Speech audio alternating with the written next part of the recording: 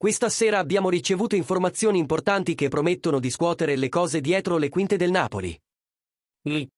Per tutti i nostri tifosi e seguaci, eccoci con un altro affascinante aggiornamento sul nostro amato club. Siamo costantemente alla ricerca di miglioramenti e ci dedichiamo a portarvi le notizie più fresche e rilevanti.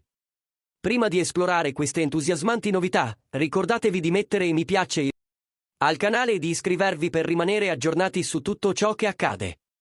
Oggi vi sveleremo uno sviluppo che sta movimentando la scena e che potrebbe definire il futuro del nostro club. Nei corridoi del Napoli sono in atto cambiamenti sorprendenti. La notizia riguarda la possibilità che il Napoli acquisti Jonathan Tah, difensore tedesco di 195 cm con una grande esperienza internazionale. Tah, attualmente al Bayer Leverkusen, ha un contratto fino al giugno 2025. Ma potrebbe essere disponibile già a gennaio, a patto che venga concordata una contropartita con il club tedesco. Il giocatore è ben noto a Maurizio Micheli e il Napoli ha sondato la possibilità di portarlo in diverse finestre di trasferimento in passato.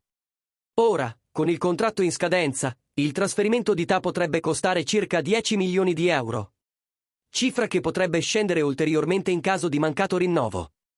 Tah porterebbe al Napoli un rinforzo difensivo con forza fisica e capacità di operare in diversi schemi tattici, compreso il 3-5-2, che è il suo preferito.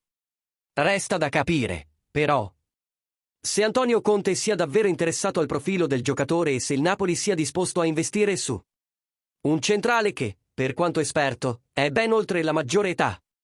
E ora, tifosi del Napoli, vogliamo sapere cosa ne pensate. Pensate che Jonathan Tah possa essere il rinforzo difensivo di cui la nostra squadra ha bisogno? Sarebbe il tassello ideale per rafforzare la nostra difesa e dare maggiore sicurezza?